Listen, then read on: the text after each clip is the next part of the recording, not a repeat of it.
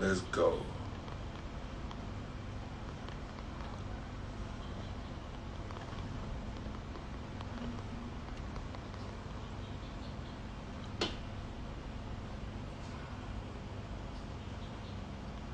Pin.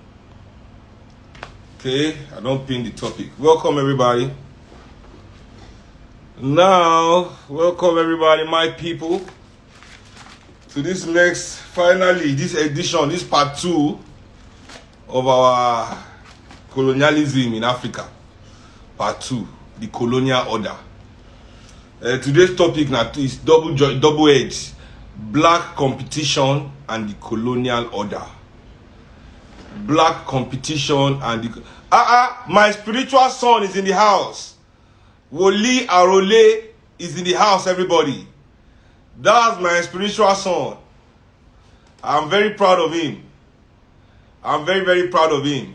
He's using the power of the ancestors. He's using it righteously. He's using it to show a lot of sheep the way. Yes, I'm very happy with him. Yes, thank you everybody for joining. You know, let's get to it. You see, first of all, the reason why this thing has taken too long, because I just need time. I need a break. I don't do any social media. I was just trying to do my thing. I just need to recalibrate, reassess, re-energize, re-strategize. You know, but now I'm back. And then many of them, they complain. You say you are going to do it in the morning. You say you are going to do it in the morning. Man, motherfuckers, it's morning somewhere now. It's morning in New York. It's morning now. Somewhere in the world is morning right now. Don't be constrained by this time, this fake time of man. This time, be constrained only by sacred time, spiritual time. Sacred time is the only time. The cyclical time, symbolic time. Not this around time we follow up and down. You see, the thing about time, this time is mad. It's Marine Barney that woke me up to the meaning of this kind of time. This time is oppressive. This time we follow is a time of oppression. It's an oppression. Is a form of oppression. The way they are explaining time to us, you know, is a form of oppression. We all know that time is cyclical. Time is cyclical. That's what they say. What goes around comes around. Even Oyibo people say history always repeats itself. History repeats itself. But we know time is a cycle. Why are they now teaching us time in a linear way? You know, you think right by nothing, time is straight line. Past, present, future.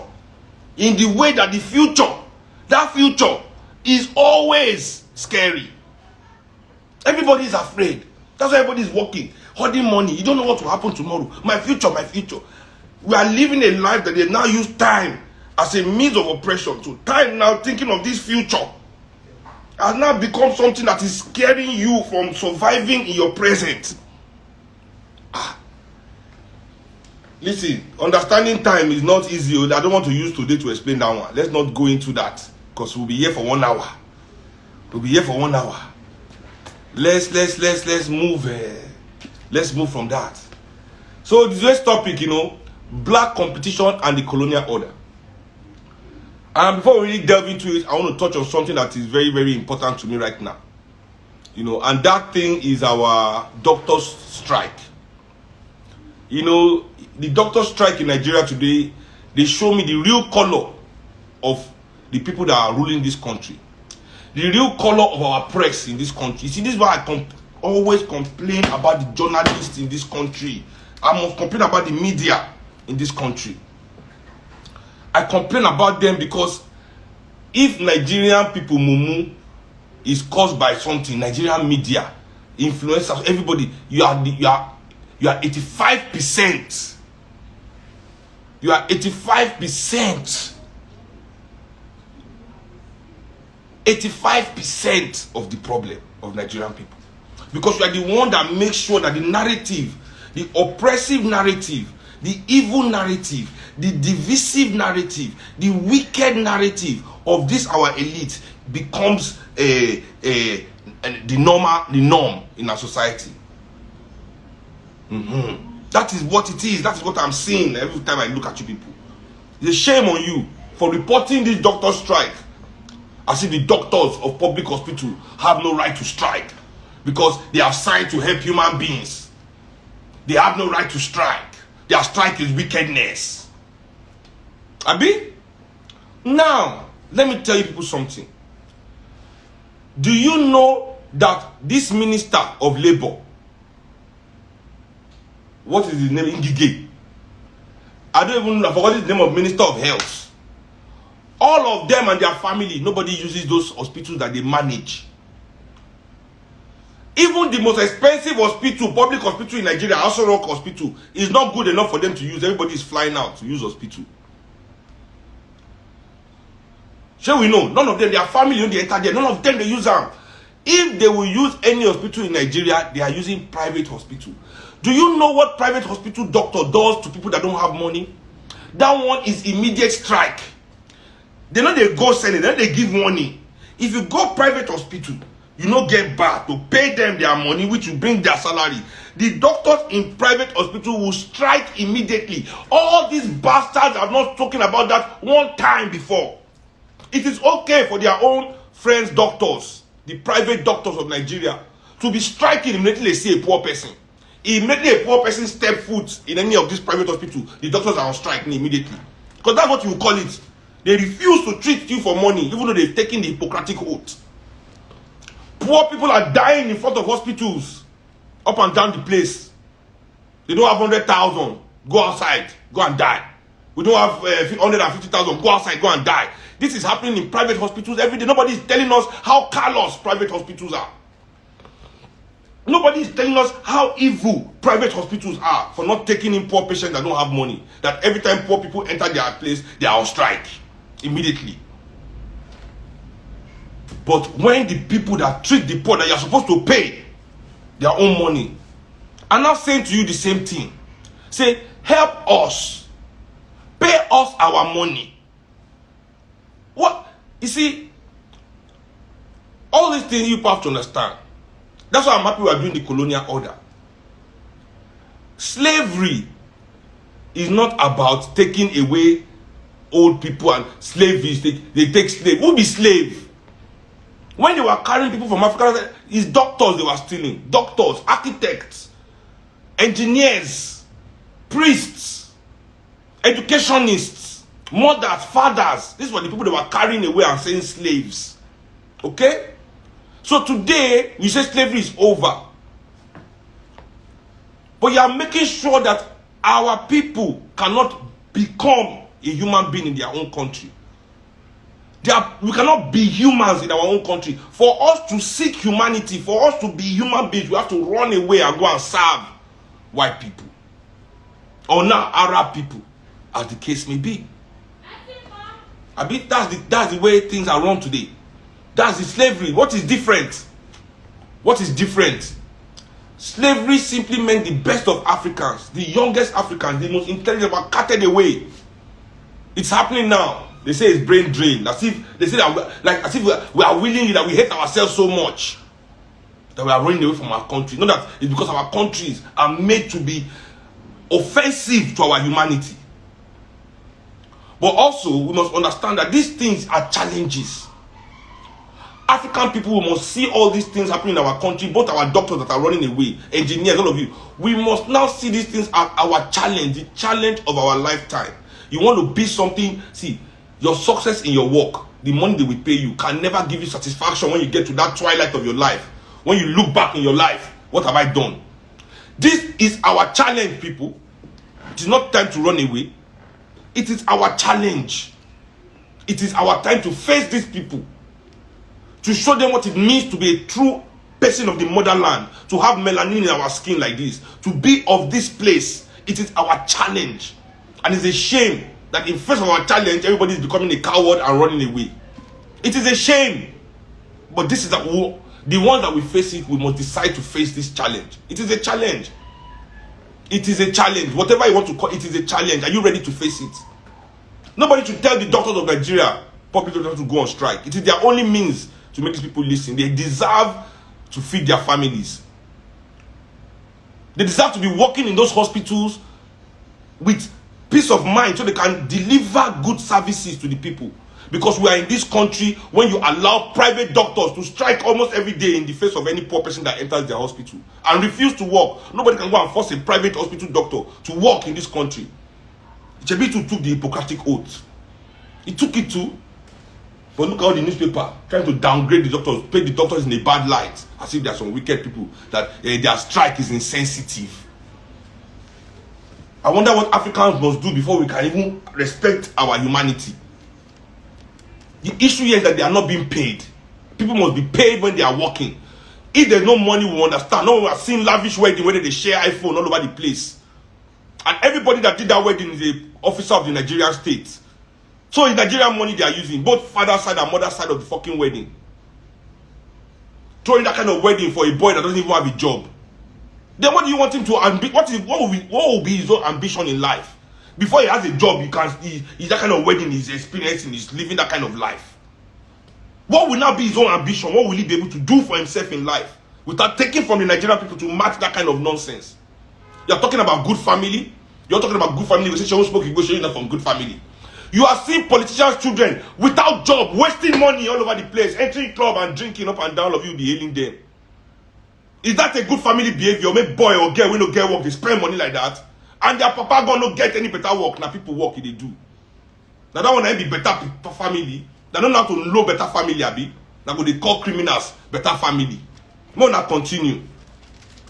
So there we go. You see, this book, as I said, many people don't understand why this book means so much to me. This book really means a lot to me, So when I read them, real quick, just to show now, you see, now since I mark the pages, this book, when I read them, there's nothing. Every page was eye-opening, was decolonizing, was destroying decades of indoctrination. Igbo people are fucking amazing. We have to give it up for our Eastern brothers and sisters. Chiwenzu, Chino Achebe. Igbo people, when they are right, they are fucking right. But the problem is when they are wrong too, they are fucking wrong. Oh, Jesus. But big ups to the man there.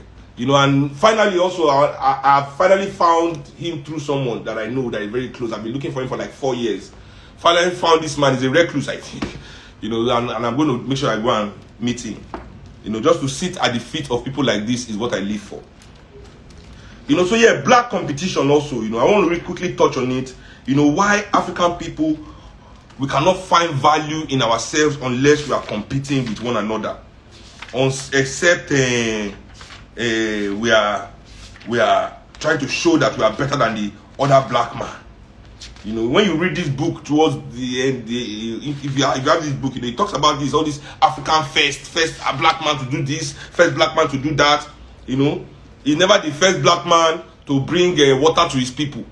First black man to stop corruption in his country. He's always the first black man to achieve one kind of thing in one white institution. That's the only thing we praise. We are not looking for the first black man. You understand? We are not looking for the first black man to stop corruption in Nigeria. First black man to build proper world-class education for Nigerian people. No, those kind of things be our own first. Concern us. Madness. First black this, first black that. Oh, madness. It's a mad thing. So everything in our life is now a competition. And especially in music. I understand if our athletes. Super Dele, yes, this is one of Chiwenzu's books. I have it too, Decolonizing the African Mind. Very great book. But this one I'm reading for is The West and the Rest of Us. The West and the Rest of Us. White predators, black slavers, and the African elites. You understand? But I'll come to that. That'll be, now about 14 pages. So it will take us a little bit of time to read this. So, the colonial order is the chapter. This is the final chapter in the colonial series I'm doing to finish the one we did last time. So we're going to do the colonial order, which will be the last time. So we are our own first. We need to find our own first. The first person to design efficient mass transit for African people. The first person to design efficient healthcare system for African people. These are the first that we must now, be looking for. But you know, this is another discussion too that we'll have another day. So this competition amongst ourselves is we must kill it. I see it in everything we do. African people cannot achieve anything anymore if it's not if it's not relative to what another African person is doing in terms of competition. Vis-a-vis, I'm doing it more than you. You know, even if you go into the club to drink, we must show that I can drink more than you, and buy more drink than you. You see, this behavior, this mindset that the elite of Nigeria put into us, it is to make sure that we never have solidarity, we never have camaraderie. It is not even okay for somebody to be successful. You must be more successful than.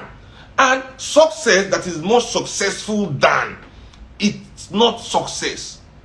You understand? It is fear masking as success. It is fear masking itself as success. You understand? We must be successful because we are. We must no longer live in the world where you are seeking. We must reclaim our humanity, African people. See? Because, you know, we live for this world there. Not be like, let the drag suffer. Is land you get sense. I suffer, I suffer past you. You don't chop this one before. You don't chop Paco and this one before.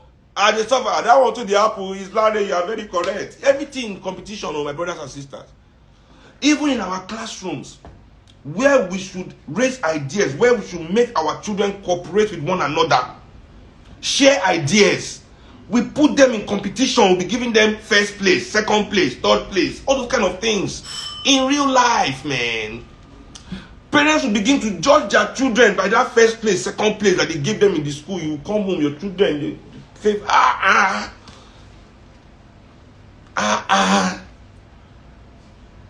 We must shed this cloak of competition. We must shed this cloak of competition. We must shed it.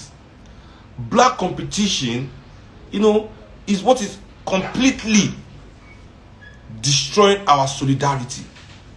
It is destroying our solidarity. Married with the narrative of our media that's coming down from the elites. This is destroying our solidarity completely. African people can no longer speak for themselves.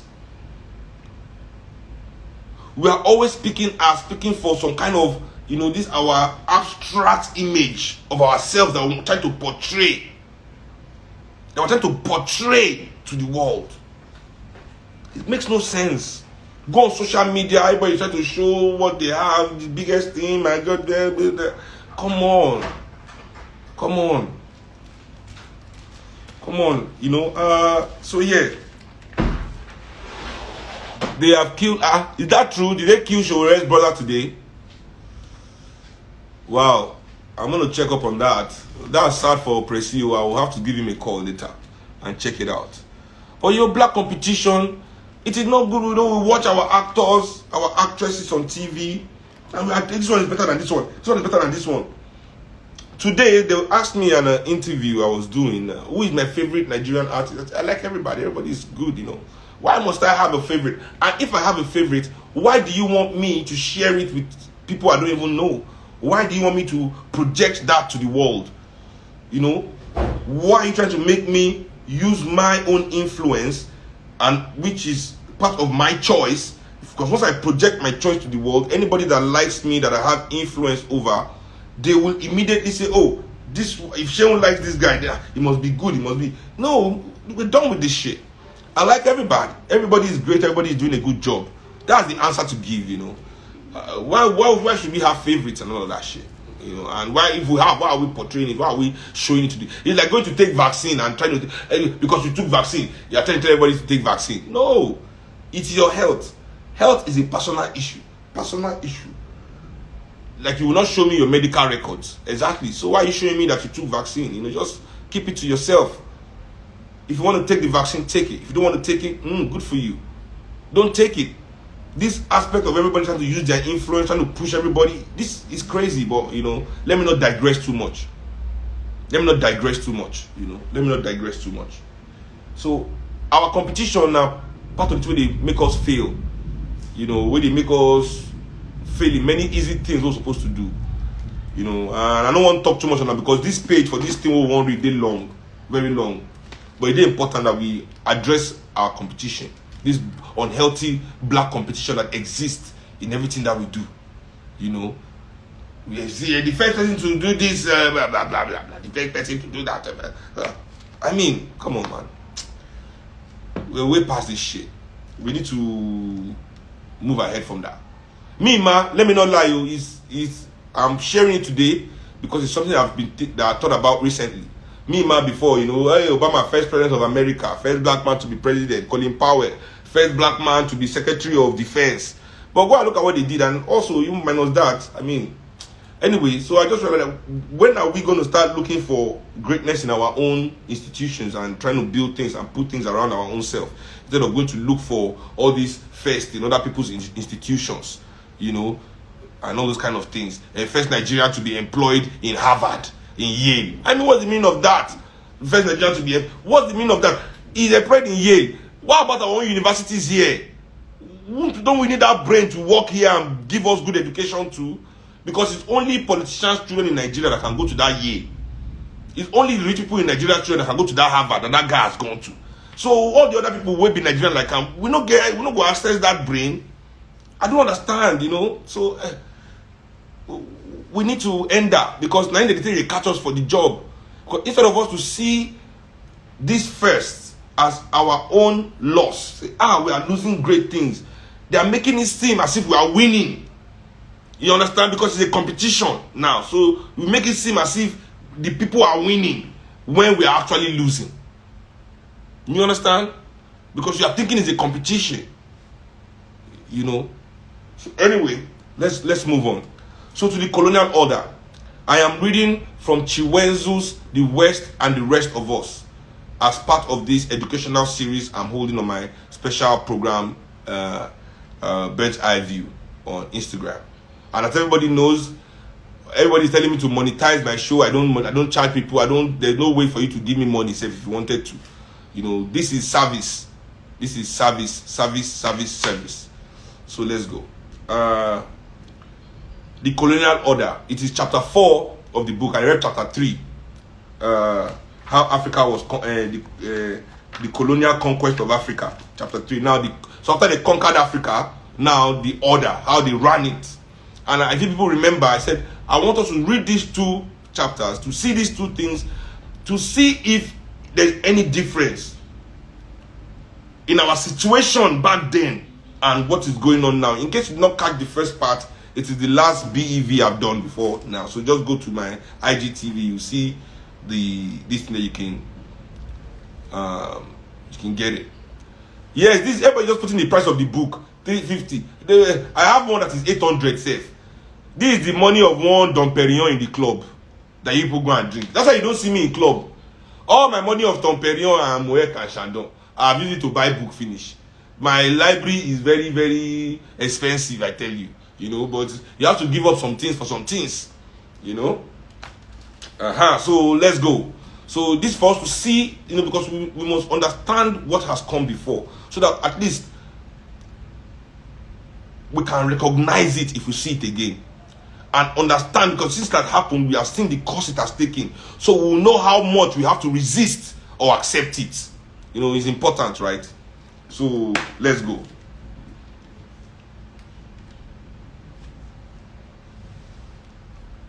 According to Lord Lugard, who was one of the most impressive of the British colonizing agents in Africa, the conqueror who brought both Uganda and Nigeria under British heels, and the architect of British stapled colonial policy of indirect rule. The partition, so Lord Lugard says, the partition of Africa was, as we all recognize, due primarily to the economic necessity of increasing the supplies of raw materials and food to meet the needs of the industrialized nations of Europe. I repeat, Lord Lugard says, the man who actually conquered us, you know, and he did Uganda too. The partition of Africa was, as we all recognize, due primarily to the economic necessity of increasing the supplies of raw materials and food to meet the needs and demands of industrialized nations of Europe. Brothers and sisters, this is 200 years after this fucking man said these words. This 200 fucking years after. Is your country doing anything different? Even though they say you have independence. What is different in Nigeria? Our raw materials, our food. This is why we cannot afford food. I keep saying it. It is irritating me that Nigerians are taking contracts from foreigners to grow food in Africa and ship it to Europe while Africans are hungry. It is treason. It is treachery. Forget our oil. Forget even the mineral resources. This fucking shit with food. That all our land is used to fucking grow cash crops for the benefit of some people that we don't even know, that don't even care about us, that are millions of miles away from our homeland, while we cannot afford the basic necessities to give our family balanced meals every day, is the most annoying bullshit that happens in this country. Okay, so I continue. Having by conquest become masters of the continent, the European rulers of Africa began to seize resources and to organize their rule for a long and profitable stay. First, they began to take out of African use or occupancy whatever land they wanted, and they simultaneously assembled African labor to mine the land for gold, copper, diamonds, asbestos, tin, iron, and zinc, or to farm it for wool, cattle, tobacco, timber, sugar, bananas, coffee, cashew, sisal, palm oil, and palm kernels, cocoa, cotton, rubber, and groundnuts. But as the African people were reluctant to dispossess themselves of their lands and unwilling to work for the profit of Europeans, such land as the Europeans wanted had to be confiscated and African labor compelled.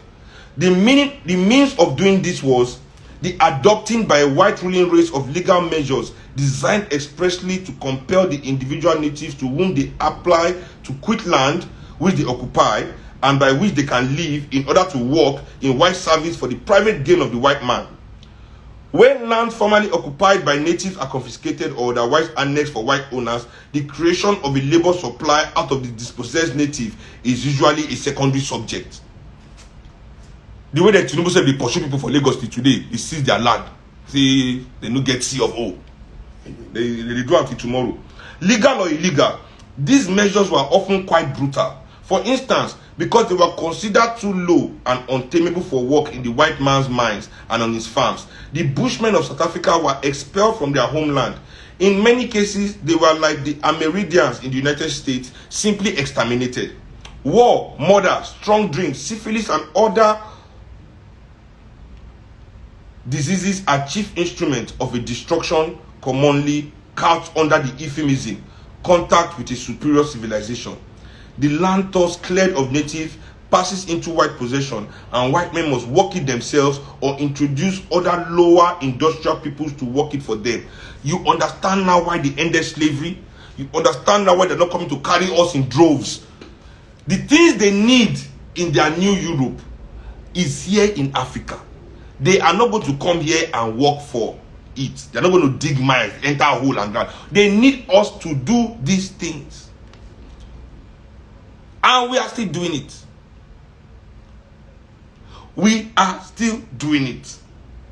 Not for our own benefit. The oil in Nigeria, you can't even refine it in Nigeria. We don't even refine it. Not for with gold, everything, tin, copper, lumber, steel, whatever they're taking. Are we using it? Is it for us? Okay. Where expulsion and extermination were deemed unprofitable, other methods were tried. Some were quite ingenious. In Buchanan land in 1897, a small local riot involving a few drunken natives was fomented and used as a pretext for expelling 8,000 of the natives from lands inalienably secured to them by the Buchanan Land Annexation Act of 1895. The rest of the population, 30,000 of them, were forcibly evacuated to other and poorer districts. The land confiscated was turned over to British occupation. Other property besides land was also confiscated. For instance, after the First Matabele War, wholesale confiscation of the cattle of the Matabele for the purpose of stocking the farms of white settlers provoked a second war. The subsequent defeat of the Matabele led to further confiscations of their cattle. In despair, the conquered complained, "Our country is gone and our cattle. We have nothing to live for. Our women are deserting us. The white man does as he likes with them. We are the slaves of the white man. We are nobody and have no rights or laws of any kind. I mean, in this thing I'm reading to you, just remove white man and add maybe Buhari or any politician in Nigeria. Add their name. Any of these our rich elites. Add their name. It will fit perfectly. Our country is gone and our cattle. We have nothing to live for. Our women are deserting us. The Nigerian politician does as he likes with them. We are slaves of the Nigerian politicians. We are nobody and have no rights or laws of any kind. You see as he rhyme? You see as he just move together? I mean, together without any removing. But there was none to give them redress. To compel labor from Africans, legal coercion was widely used. In Sierra Leone, a high and burdensome hot tax was imposed. Its collection was harshly enforced. In order to earn money to pay it, Africans had to sell their labor to white men.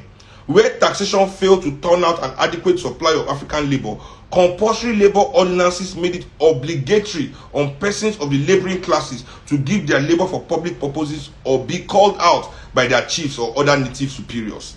You understand? You know, remember the chiefs from the chiefs, all these elites are already working with the white man who suppressing us. Don't forget to, I want you to remember the last chapter. So when we finish from it, you should go and read that last one again, just to remember, you know, the setting. Or this is the order of how it now worked. You understand? The order they involve. We are not these people. I keep telling you, we are not these people. These chiefs, kings, political leaders, elites in Nigeria, all of them, go and check their history. Slave trader descendants, they all worked actively with the white man to put us where we are. Maybe a few percentage of them were employed later after the damage had been done. But the majority of them, that's where they all descend from, our suffering and oppression. They were the Africans that were willing to sell other Africans away for things. And they're still the ones in charge, them and their descendants and their agents and their workers, and their cousins. And they scatter themselves all over the whole Nigeria. So continuing their master's work. In 1895, such an ordinance was passed in the Gold Coast to compel chiefs to furnish carriers for a military expedition against Ashanti, but where, as in South Africa, the chiefs did not, for whatever reason, provide their allotted quotas of labor, native police were sent out to collect the labor. Native police, so in another time, native police working for the white man. I don't tell you this thing before. Police who are mean and then create them. Their job that time was to kill us to protect white man interest. And that's what they are still doing till tomorrow. Till any day. I want you people to see clearly the situation you are in. Case closed. That's why I'm doing this series. And we can continue the normal bird's eye view, talking about what's going on in our country today. You know, how we can come out of it. You know. In South Africa, in order to meet the insatiable demands of the mines, methods were more fruitful than compulsory labor ordinances were devised. The grand plan was to break up the tribal system, which gives solidarity and some political and economic strength to native life, set the Kafir on an individual footing as an economic bargainer, to which he is wholly unaccustomed, take him by taxation or other stimulus for his locality, put him down under circumstances where he has no option but to labor at mines. This is taken from the policy of the Glen Grey Act in South Africa. This was an act, you know, law. Some humane missionaries thought this plan went too far. They thought it was immoral and they demurred. Against their sentimental qualms about destroying the tribal system of the Kafir, lofty arguments were put forward.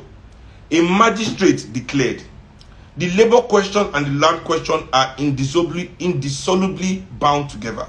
In my opinion, it is of little use framing enactment to compel unwilling persons to go out to work. It is like the old saw about leading a horse to the water. You can take him there, but you cannot make him drink. In the same way, you may impose your labor tax, but you cannot make your unwilling persons work. Create a healthy thirst in your horse, and he will drink fast enough. Similarly, create the necessity for the native to work, and he will work, and none better. Hitherto, under our commercial tenure system, there has been little absolute necessity for our young natives to leave their homes to work. The land supplies them with food and few shillings to buy a blanket, and as soon as the young man marries, is entitled to receive his lot of arable land. But once this is stopped, and it will be stopped by the survey and the individual tenure, a young man, before he marries a wife, will have to be able to support his wife. And to obtain this, he must work. And once having married her, he must still work to maintain her and himself. And once the necessity of work is created, there will be no lack of men ready and willing to work. This is from the Blue Book of Native Affairs, also from South Africa. So you see how they made us work. Things that we in Africa, we have socialized for years. The things that we have owned for years. Land that we didn't need to be working for anybody. Work for who? Every African man was comfortable in himself. They now created a way at which those things were taken away. So you now have to go and work for the things that you already own. For your own thing where you get to, you not go and work for them to give it to you as change. And the way people hate politicians, when they give you your money, they've stolen from you. Quickly reassured by such magisterial opinion, the humanitarian missionaries dismissed their qualms and went along with the plan. It must have seemed part of God's work to teach the lazy native the dignity of toil by creating in him a healthy taste for doing the white man's work. The British, of course, were not alone in confiscating land and compelling labor. The Germans, after winning hegemony over Tanganyika, built forts in strategic places, planted white settlements, suppressed revolts, exacted taxes, and conscripted African labor for their plantations. Their treatment of their conscripts was so bad that some African chiefs like Kinyasi of Usambara, rather than supply labor to German planters, abdicated their client chieftaincies. The ferocity of the planter regime soon drove all the people of southern Tanganyika into a united rebellion. The Maji Rebellion that raged for several years before it was stamped out. So don't let anybody tell you that your ancestors didn't fight. You know, this is another story. For the 400 years we were here, there were over 480 anti-colonialism, anti-slavery rebellions in Africa. It is this same elite that betrayed.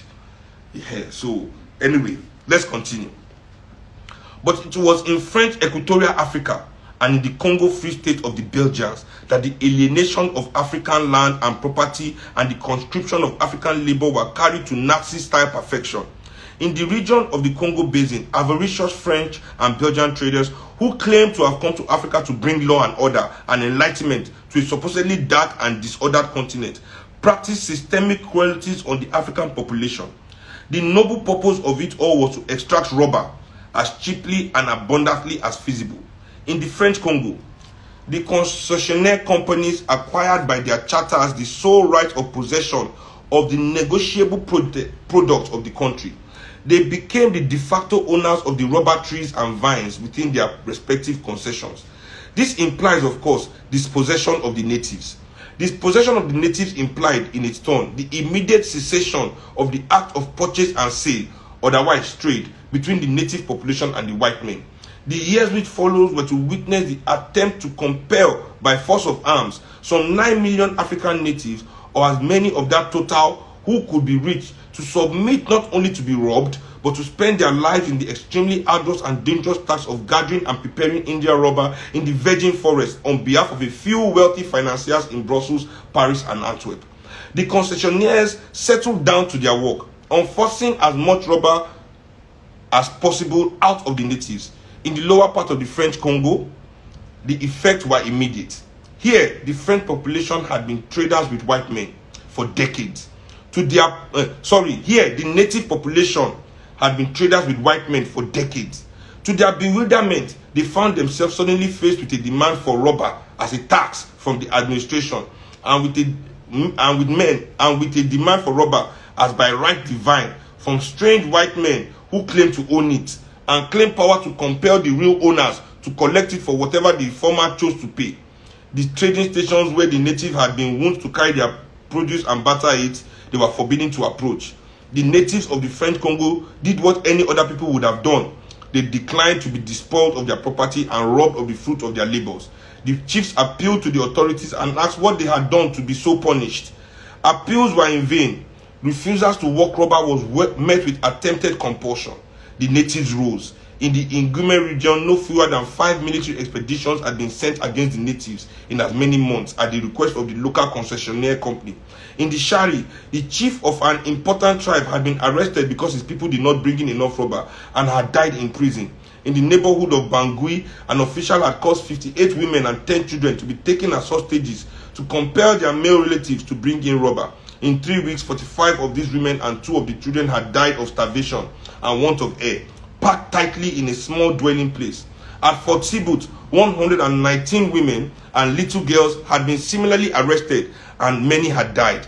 An official circular had prescribed that these hostage houses should be erected in the bush and out of sight of possible travelers. In one of the concessions of the lower Congo, the natives had been forbidden to make salt in order to compel them to buy it from the company, which would only sell it against large quantities of rubber. Widespread sickness ensuing, salt being an indispensable article of native diet in tropical Africa.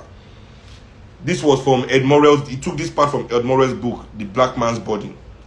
Nice book. I gave it to my wife to read also. Very, very good book.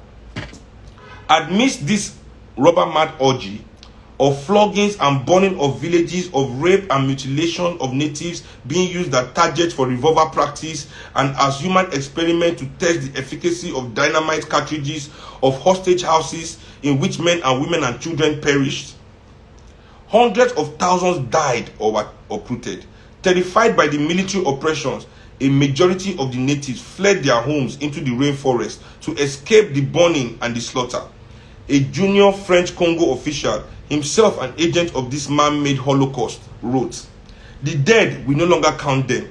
The villages, horrible charnel houses disappear in this yawning gulf. 1,000 diseases follow in our footstep." You know, these white people, they brought syphilis, gonorrhea, chickenpox, all these things to Africa, you know. I mean, chickenpox, not smallpox, sorry. 1,000 diseases followed in our footsteps, and this martyrdom continues. We white men must shut our eyes not to see the hideous dead, the dying who curse us, and the wounded who implore, the weeping women and the starving children. We must stop our ears not to hear the lamentations, the cries, the maledictions which rise from every foot of land, from every tuft of grass. And this was not war, but peace. The Pays Français. On this specimen, the French civilization mission, André Gide, after extensive tours in 1926, wrote, "What have these big concessionaire companies done for the country? Nothing. The concessions were given with the hope that the companies would develop the country. They have exploited it, which is not the same thing as development. They have bled and squeezed it like an orange whose skin is sooner or later discarded."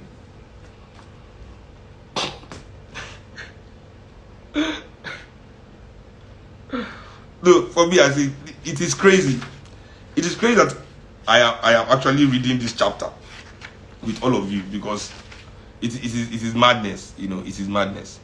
It is madness that we see the colonial order and we still see it in our eyes every day. We still see it in our face every day. You know, and at some point, we as motherland people, we need to find our way to change this order. I mean, it's about time. This is our mission. This is our mission. This is our mission, you know. Anyway, let's go. Despotism was their policy. It was applied everywhere with varying degrees. I'm skipping a lot of the examples, because if you read the examples are a lot. I can't be, you know, this kind of thing, different regions, how they did in Congo, how they killed in. Yeah, we know. Yes, so let me just continue to the main topic. Despotism was their policy. It was applied everywhere with varying degrees of thoroughness. But almost everywhere, because of the small supply of European manpower and because of a desire to hold imperial expenses down to a minimum, it was found imperative to temper the Rhodes Principle and transfer to loyal Africans as much of the burden of running the empires as was compatible with European dominance. I repeat, but almost everywhere, because of the small supply of European manpower and because of a desire to hold imperial expenses down to a minimum, it was found imperative to temper the Rhodes Principle. Go back to the last chapter that we did together. Remember what the Rhodes Principle is? Just take it and use them, kill them. To temper the Rhodes Principle. And some people today are Rhodes scholars. African people are Rhodes scholars, going for Rhodes grants. CC Rhodes grant. No say we don't mad.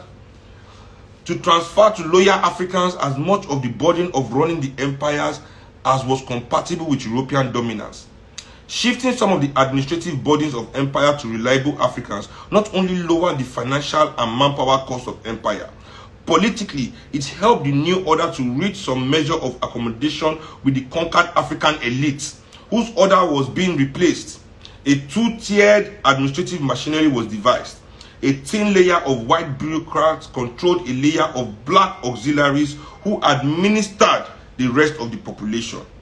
By the mechanism, the conquerors were able to provide low-cost security for the European missionaries, traders, and other persons who would create the necessary institutions and infrastructure for exploiting African resources. The degree of freedom, power, and prestige granted to the African auxiliaries varied. It was high in Uganda and northern Nigeria, low in French Africa and the Belgian Congo. Where the auxiliaries were granted the most influence, there was voluble talk about indirect rule, where not the assumption has been that European rule was direct. It was in reality never quite direct. It was always operated through an echelon of African auxiliaries. In French Africa, a chief was a mere functionary appointed to administer for the French and administrative units, in contrast with an emir in Nigeria who ruled for the British. A French African chief had no right to take any part of the taxes he collected.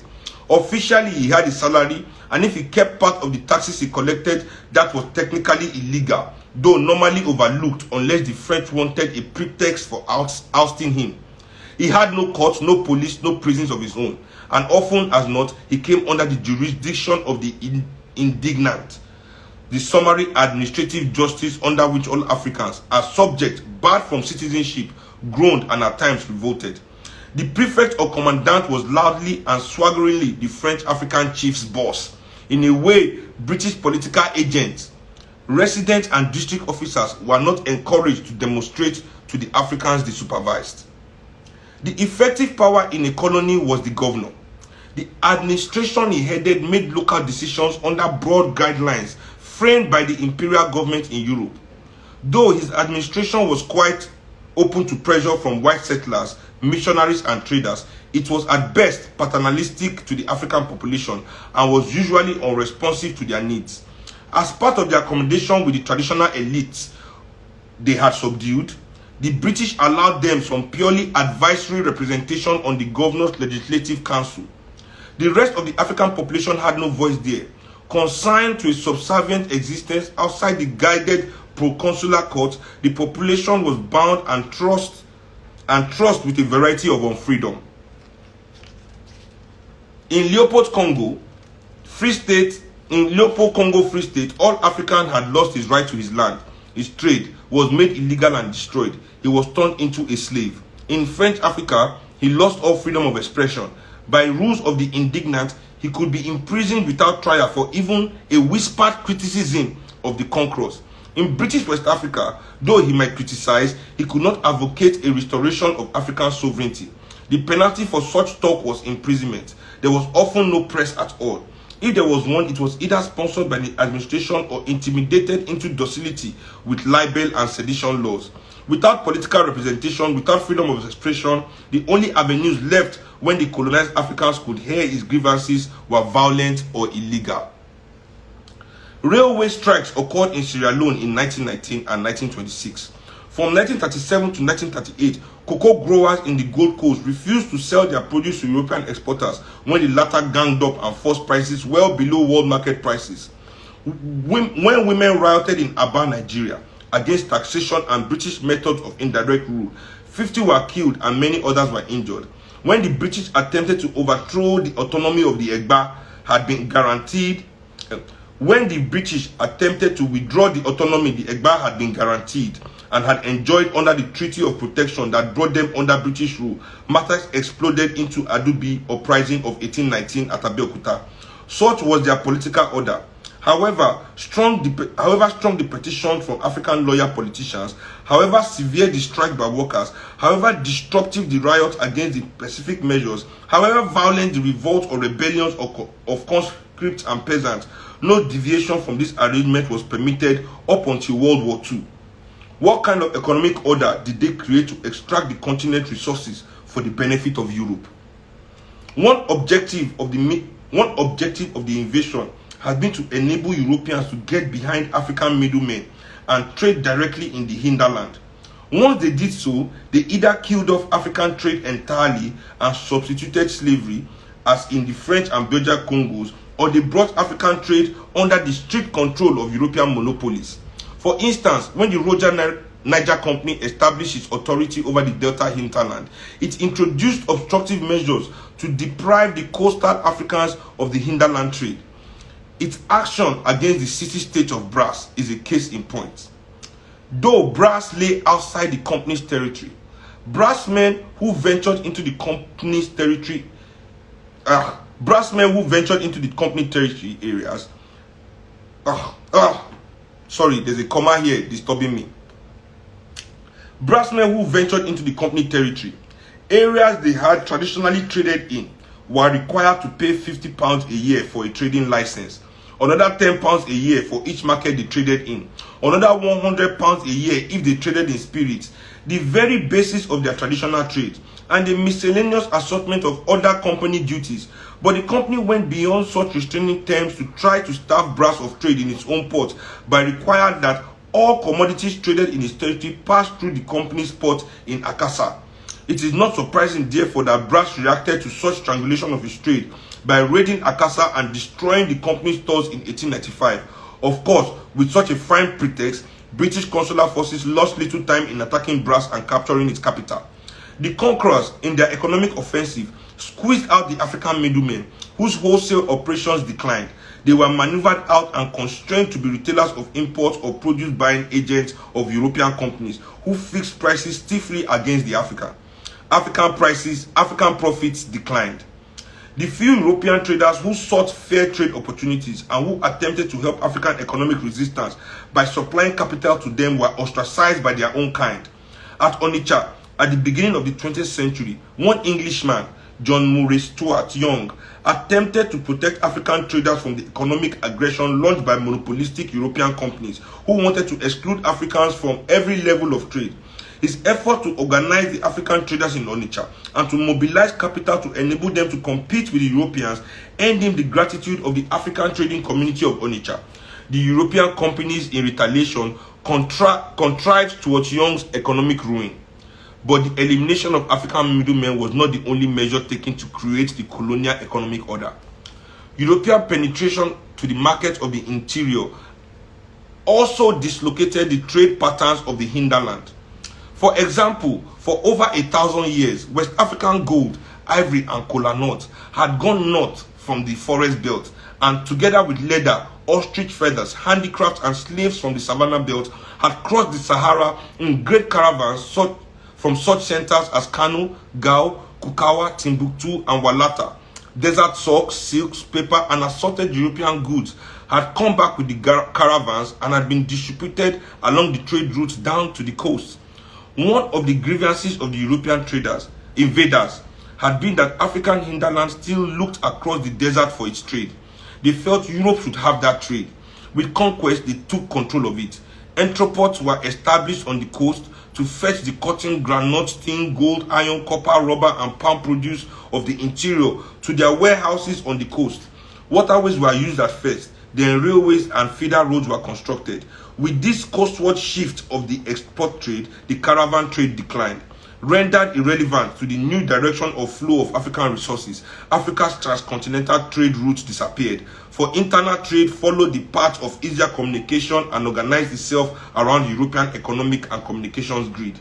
In other areas of economic activity, European demands began to dictate patterns of development Old iron, tin, copper, and gold mines were expanded. New ones opened. Europeans wanted coffee, cocoa, rubber, and banana in prodigious quantities. New plantations rose to supply them. With the rise of a Eurocentric sector, a dual economy was created. It had two largely unintegrated parts, export and subsistence. This part entered into unequal competition. For the produce of the land, it entered into unequal competition for the productive resources of the land. As has already been shown, land and labor were extensively coerced from their traditional employment and turned over to the production for export to Europe. African food production consequently suffered. In the case of Senegal, for example, this food thing I keep telling you people, African food production consequently suffered. In the case of Senegal, for example, a crash program undertaken by the French to grow all the granules they could took so much land and manpower away from food production that by the end of the colonial era, instead of being self-sufficient, Senegal had become heavily dependent on imports to feed her population. By the 1960s, she had to import up to 40% of her grain. What is most significant about this colonized economy is that developments were dictated by the perceived needs of Europe. Considerations of African separate welfare hardly entered at all. If measures undertaken for benefit of Europe brought some gain to Africa, fine. If not, it didn't matter. In the economic sense, even more than the political, the conquered areas became part of overseas France, overseas Portugal, and till the terms were not in vogue, overseas Belgium and overseas Britain. At this point, before I go on to finish, because there's only 2 more pages before it is done. Before I go on to finish, I want people to understand this part of this thing. Whatever we gain from our continent now is a byproduct of what business needs. You understand? Whatever this government does for us today is a byproduct of what business needs, and it's those needs that they give us as development.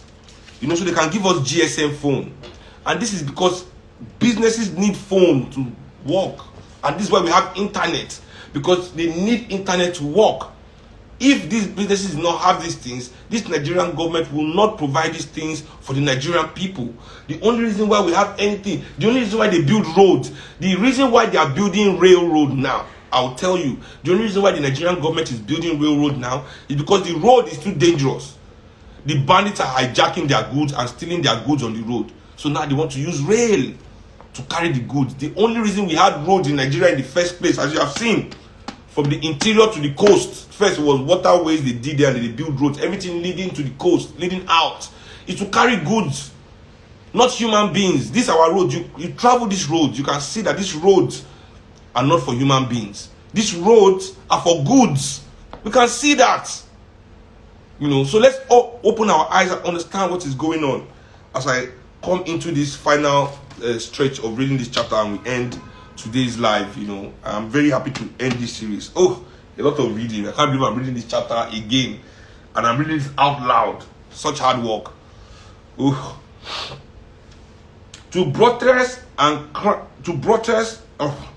Under this general arrangement, there was a European monopoly of profit and resource. Both were creamed off to Europe by the white management at the top of the economic pyramid. Till today, same shit. Such was the colonial economy, an appendage economy of Europe, an economy whose productivity was geared to the requirement of foreign trade, an economy designed to bleed the continent and neglect African needs. That's why every government you hear in Nigeria will be telling you about foreign investment. When you hear any government come and say foreign investment, once you say, I'm here to raise foreign investment, just know that that government is your enemy. Is your enemy. Foreign investment. What happened to local growth, local development? Everybody, foreign investment. Because they are too lazy to build their own. Too lazy. That's it, too lazy. And they don't have the love of Africans. They are not their parents from the time of their great-grandparents that they've been betraying Africans and selling us away.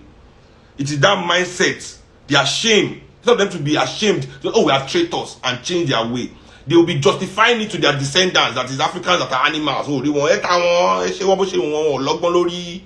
will be justifying their behavior, teaching that so they build. So just know, you go open your eye. To buttress and crown their creation, the founders of the colonial order embarked on the cultural reorganization of Africa. If the African auxiliaries of empire were to be docile and loyal servants, their allegiance, that's those chiefs and all those people they employ around them, the soldiers, all these police, everybody that they use to subdue all of us, they are supporters, they are black supporters that are enjoying the benefits of their treachery today while we are still looking at them. You understand? If the African auxiliaries of empire were to be docile and loyal servants, their allegiance to Africa had to be undermined. Total admiration for Europe had to be instilled into them. Beside the technical skills they would need to carry out their practical duties to their employers, they were to be taught Christian values of a servile-making sort. Unquestioning obedience to white men was presented as a cardinal virtue. The retooling of their minds and values was entrusted to the schools. Whether run by missionaries hunting for black converts for their white heaven, or run by colonial bureaucrats, these imperialist schools not only taught reading, writing, and arithmetic to their inmates, they also stuffed the heads of their victims with church devotional hymns. Even till my time, we go to school in the morning, we have to sing praise and worship song. Fill their psyches with submissive Christian attitudes and undermine their attachment to the culture of their ancestors. These schools inculcated in their words a Christian theology and cosmology and a Western individualist ethos that weakened their African identity, destroyed their commitment to an African communalist ethos, and used their sense of patriotic responsibility, and erased their sense of patriotic responsibility to Africa. See, this point is very important. This point is very important. That it is through our education that we are made to be so individualistic, that we respect nothing in this world except white man's money. Because you just say it's money. I only care about the money. Money is white man's money. And it is important, they want it to be that way. That nothing, even your brother, your blood, people will be, in Africa, people will praise you for selling out your blood for money. People will praise you for betraying your friends. We praise you for destroying your people because of money. We are a spiritual people. We are a sacred people that have now been taught that the world, our world, must be despiritualized. That our world must be desacralized. And then the only thing that we hold sacred is money. You understand that this is a weakness. It is. That's why I'm reading this. So, I just have to get through it. If you are ready to decolonize, get on the decolonizing. But if you're not, keep it going. Good for you. Weaned on other folk tales, schooled in the anthologies of Judeo-Christian law, fed a truncated history of Africa according to which there had been nothing before the European arrival, save perhaps primitive savagery. That's why they always teach us about Mary Slessor. Always, every day. Indoctrinated with the anti-nationalist history in which the invading Lugard and Mongo were portrayed as heroic saviors of Africa, and in which the leaders of the African resistors were, if mentioned at all, portrayed as savages and venal obstructors of civilizing European influences. Let me repeat that, in which the leaders of the African resistance were, if mentioned at all, portrayed as savages and venal obstructors of civilizing European influences, and taught to venerate the heroes of European history, Napoleon, Prince Henry the Navigator of Portugal, Elizabeth the Pirate Queen of England. The minds processed by the colonial schools were left in gaping ignorance of their separate past. Where they were given a glimpse of their separate past, they were taught to hold it in embarrassed and even hostile contempt.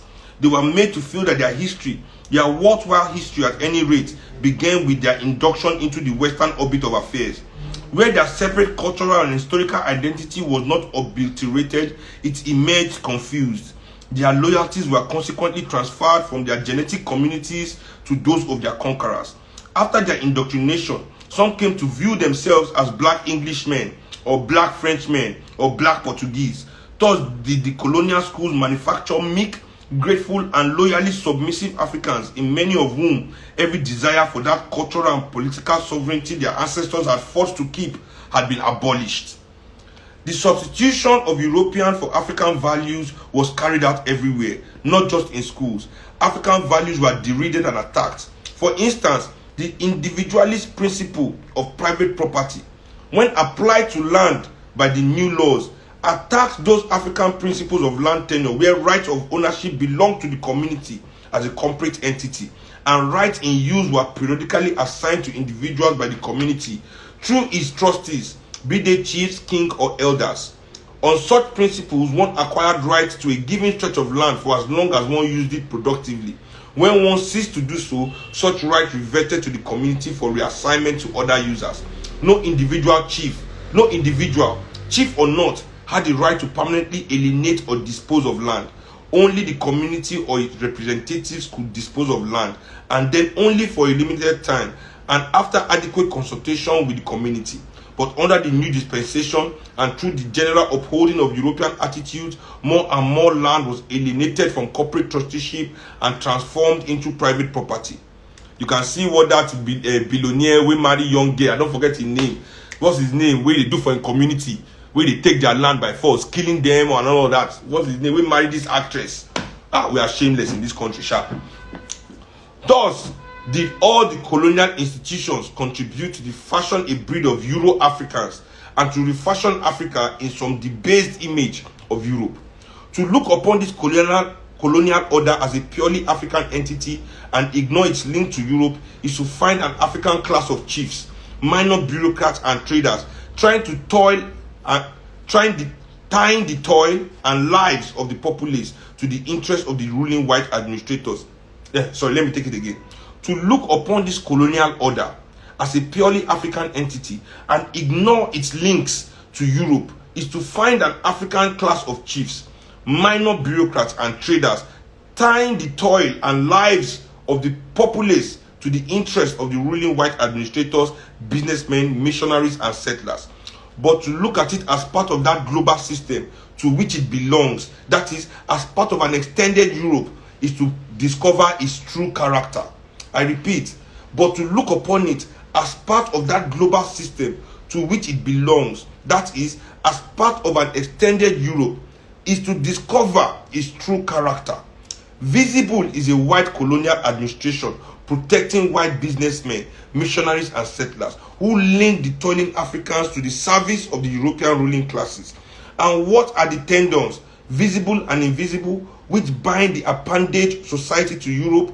In the economic sphere, there are the roads and railways connecting the farms, mines, markets to the ships in the ports, the banks, the mining and trading companies bound by legal and financial threads to their parent organizations in Europe, the currencies pegged to the franc or the pound and now the dollar, and last but far from least, the commodity prices set in London, Paris and Brussels that determine prices in Africa.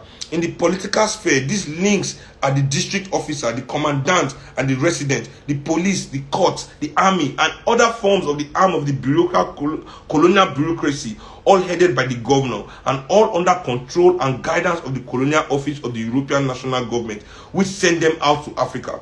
In the cultural sphere, the links are the colonial schools and the religious and secular organizations which operate as field agencies for nurturing Euro-Africans. Such was the structure of the colonial order. And ladies and gentlemen, such is still our structure today.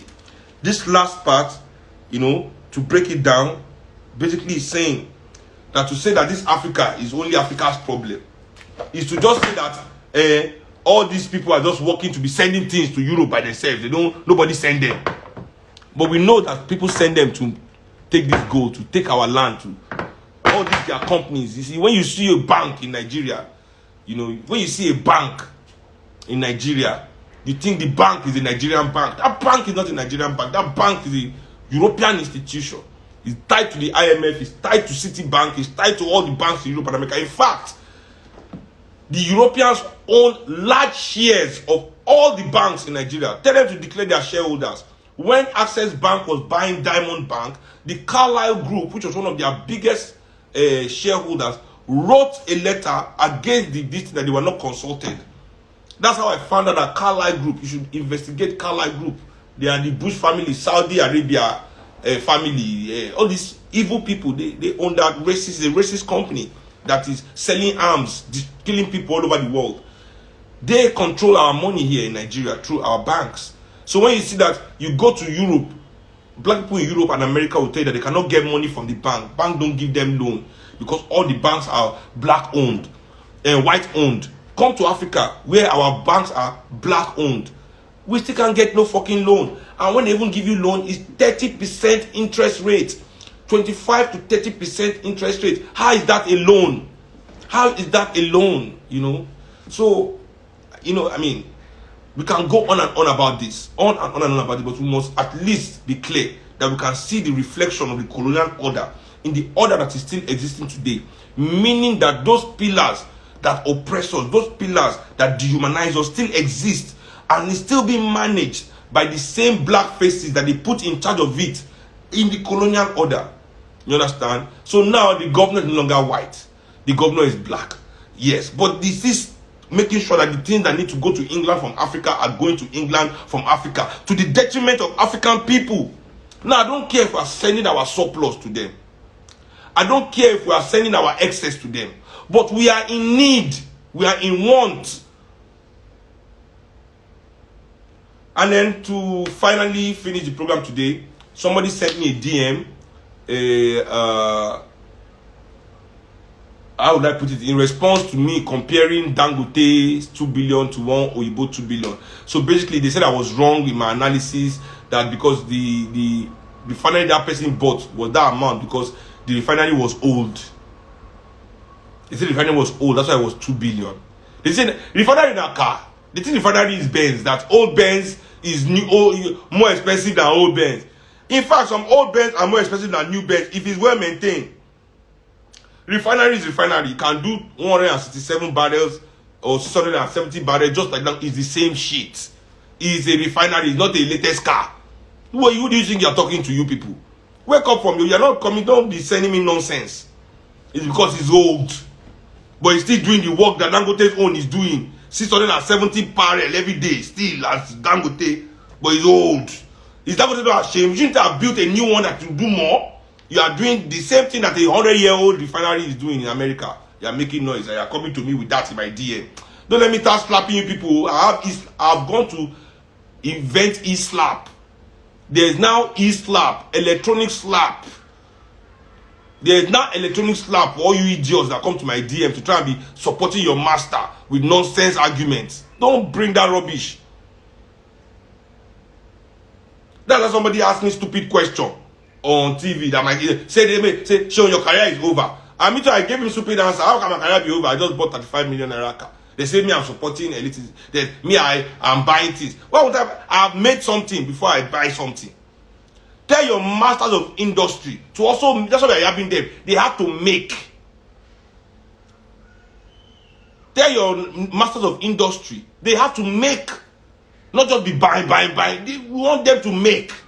And refining is not making, it's processing. This is the processing. We want manufacturing. From resources to final products. We don't want processing plants. We are tired of processing plants. We want manufacturing industries. For us, we want our Ajaokuta steel mill to start working. So that we can start building things with steel that will last long in this country. Create jobs for people. They bring in your useless. Let me slap you. Oh, electronic slap don't deal. To run here. Whoa. You go just want to put your phone for ear like this, receive call. Now call, you will call you, will ring. But you go carry on. You go not say that the ancestors we don't load the slap for the car. You go put that for your ear like this, eh? Hey, yeah. You go be like thunder. You know. So thank you, everybody. You know, we as motherland people, as we do like this show, we have to understand that it is our life, it is our humanity that has been humanized, that has been monetized.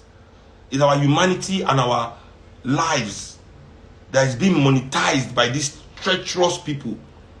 You understand? That they create hunger in their own land and applaud themselves that they are making business. You understand? Because I don't know who the fuck they think they are. That they take things that belong to everybody, monetize it, and think that that money is for only them. You understand? So that was the colonial order. And this is what I'm telling you. So we are not different. And how Africa was, the last one, the part one, shows us that we are ripe again.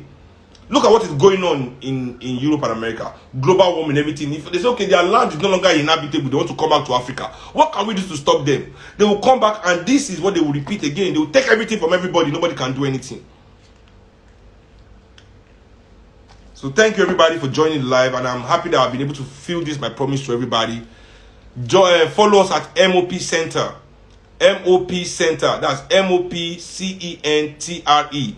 MOPCENTRE, to see how you can join the movement. DM us, see how you can join the party, or you want to see how you can just be a part of the movement and listen to conversations and join with your own ideas, because we believe that, we need everybody on board to make this happen. Thank you everybody for sharing this Saturday afternoon with me, and we're able to discuss the things that really, really bother us as Nigerians. Ciao.